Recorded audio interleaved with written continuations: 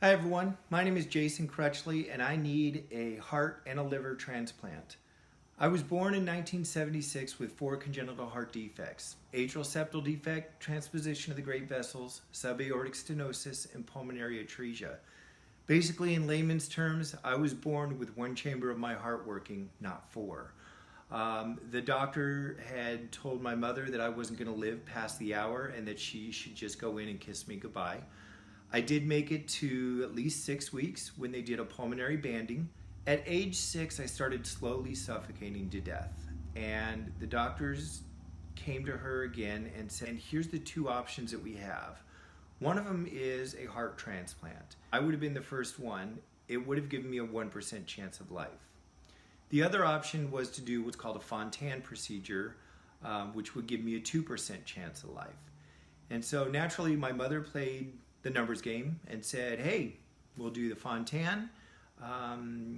Let's get it done. 3 years later, I developed what's called supraventricular tachycardia. It's where the heart beats faster than it should.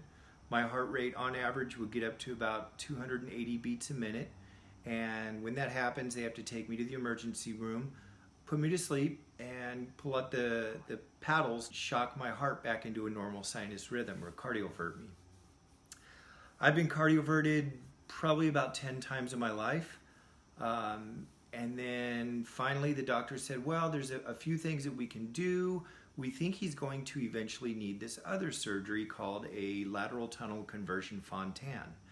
So once I turned 21, they did do the lateral tunnel Fontan. And at that point, the doctor said, well, we don't really know what your life expectancy is. We know that at some point you will need a heart transplant, but you may go the rest of your life with never needing one, or you may need one tomorrow. So it's always been in the back of my mind. I had my son when I was 21, and naturally my first concern was, great, did I pass my heart condition on to him? Fortunately, through the grace of God, I did not. And my heart condition was a fluke accident. No one in my family has a heart condition. I'm the only one that does. So I got lucky and dodged the bullet with my son that he didn't have to have this heart condition that I have. When I was about 24, I was working in radio as a DJ, and again started feeling sick. Just thought it was a common cold. Went to the hospital and they admitted me, and these cardiologist that I see now came in and introduced himself to me and said, look, you have a couple of things going on. First of all, I think you need a pacemaker. He said your heart rate drops very, very low at night down into the teens, and even during the day when you're up moving around, your heart rate doesn't get above 40 beats a minute. So he said, I want to do a pacemaker, but I want you to go down to UCLA and have it done where all your surgeries were, because my case was so specialized. And so I did that, and when I had that done, the doctors then told me that because of the magnetic field in radio, I could no longer be in radio. So I had to end my career that I loved so much, and that was very difficult. For 2 years, I was very depressed. I've never been one to pour me and sit on my poor pity pot. My mother raised me to be a healthy person. And so I'm not accustomed to allowing my heart condition to get in the way of things, but obviously it did in this case.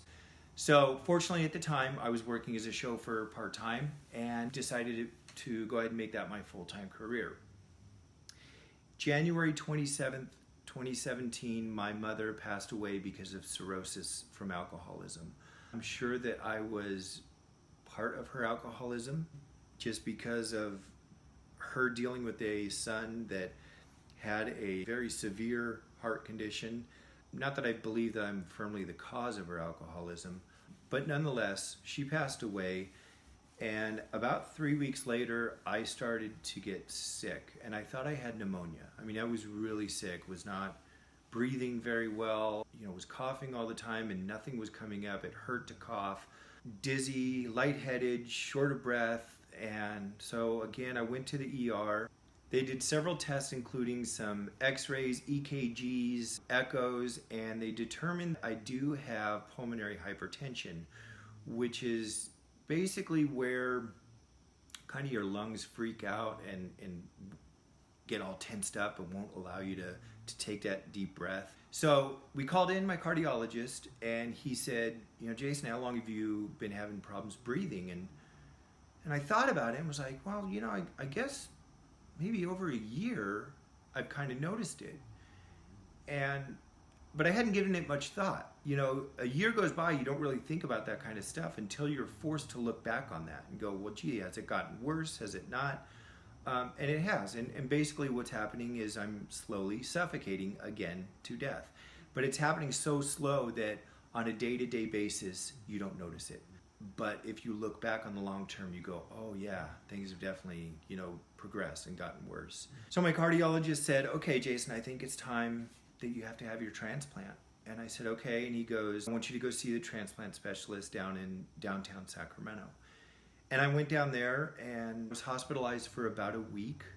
And they came back and they said, well, Jason, we think you need a transplant, but we don't think that you're sick enough for one yet. Oh, by the way, have you ever heard of cirrhosis? And I thought, yeah, why are you bringing this up? Like, my mom just died of it 3 weeks ago. I know what cirrhosis is. And he was like, oh, I'm so sorry, you have it. And I thought, I don't drink like she did. Like, she was an alcoholic, and I do not drink like that. And they said, no, it's not because of your lifestyle, it's because of your heart condition.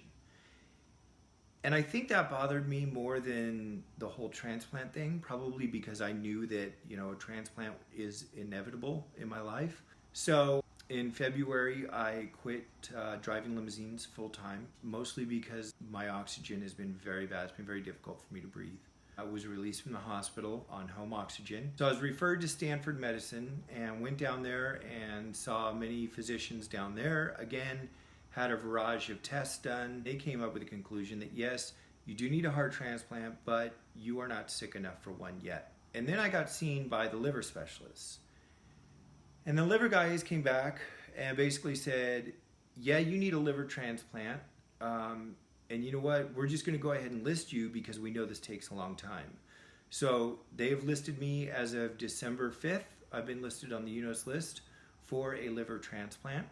And I'm still doing a few more tests down at Stanford to be listed for the heart transplant. From my understanding, I will be the 13th heart-liver combo transplant that they'll do down there at Stanford. And it will all be done at the same time. And so I need your help. I need a heart and I need a liver, and a healthy one at that.